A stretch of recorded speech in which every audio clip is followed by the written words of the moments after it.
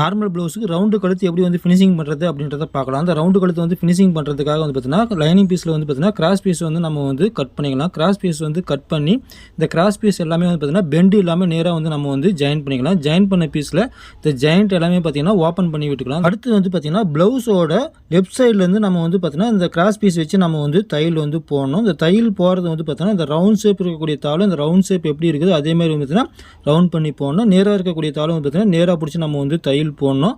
இந்த round shape வரக்கூடிய தாளை இழுத்து பிடிச்சி போடக்கூடாது. நீங்கள் வந்து வீடியோ பார்த்தீங்கன்னா தெரியும், நேராக இருக்கிற தாளை நேராக போடணும். ரவுண்ட் ஷேப் வரக்கூடிய தாளை ரவுண்ட் ஷேப் எப்படி இருக்குதோ அதே மாதிரி கிராஸ் பீஸ் வச்சு நம்ம வந்து பார்த்தீங்கன்னா தையல் வந்து போடணும். இந்த தையல் போடுறதும் பெண்டு இல்லாமல் ஒரே மாதிரி நம்ம வந்து போட்டு வரணும்.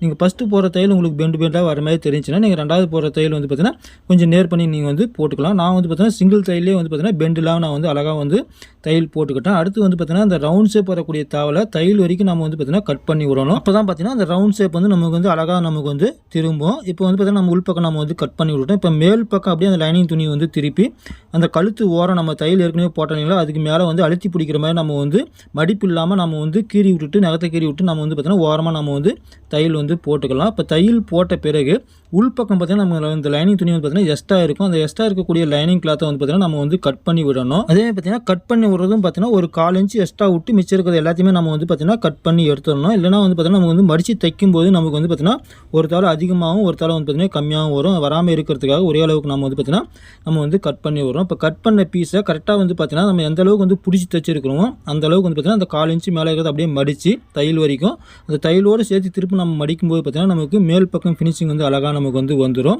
இப்போ அப்படியே கீழ்ப்பக்கம் ஓரம் நம்ம அந்த 1/4 இன்ச்சு அப்படியே மடித்து வச்சு நம்ம வந்து தையல் போடும்போது இந்த ரவுண்ட் ஷேப் எப்படி இருக்குதோ அதேமாதிரி மடித்து நம்ம வந்து தையல் போடணும்.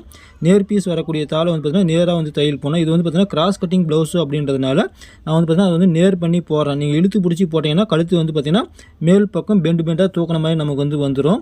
அதேமாதிரி பார்த்தீங்கன்னா பேக் சைடில் வந்து தையல் போடும்போது நேராக வரக்கூடிய தாளை நேராக வந்து வரும். ரவுண்ட் ஷேப் வரக்கூடிய தாளை நல்லா ரவுண்ட் ஷேப் அழுத்தி பிடிச்சி ரவுண்ட் ஷேப் இருக்கிற மாதிரியே நம்ம வந்து திருப்பணும். இந்த மாதிரி மடித்து நீங்கள் வந்து தையல் வந்து ஃபினிஷிங் போட்டிங்கன்னா உங்களுக்கு வந்து பார்த்திங்கன்னா அந்த ரவுண்ட் ஷேப் கழுத்து வந்து பார்த்திங்கன்னா ஃபினிஷிங் வந்து பார்க்குறதுக்கு அவ்வளோ அழகாக இருக்கும். இது கிராஸ் கட்டிங் ப்ளவுஸில் கூட பார்த்திங்கன்னா அதுமாதிரி மடித்து நான் வந்து தையல் போட்டு மேல் பக்கம் திருப்பி காட்டுறேன். சிங்கிள் தையல் தான் போட்டிருக்கிறேன். மேல் பக்கம் திருப்பி காட்டுறேன் பாருங்கள், ரவை கூட சுருக்கம் இல்லாமல் அழகாக நமக்கு வந்து திரும்பி இருக்குது.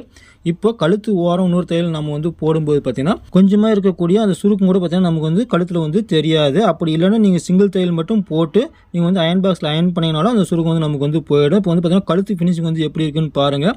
உள்பக்கம் மேல் பக்கம் ரெண்டுமே வந்து பார்த்திங்கன்னா பார்க்குறதுக்கு அவ்வளோ அழகாக இருக்கும், நீட்டாக இருக்கும். இதே மெத்தடில் ஒரு ரவுண்டு கழுத்து ப்ளவுஸ் இருந்தால் நீங்களும் வந்து ட்ரை பண்ணி பாருங்கள். இந்த வீடியோ பிடிச்சிருந்தா லைக் பண்ணுங்கள், ஷேர் பண்ணுங்கள். மறக்காமல் மை ஃபேஷன் சேனலுக்கு சப்போர்ட் பண்ணுங்கள்.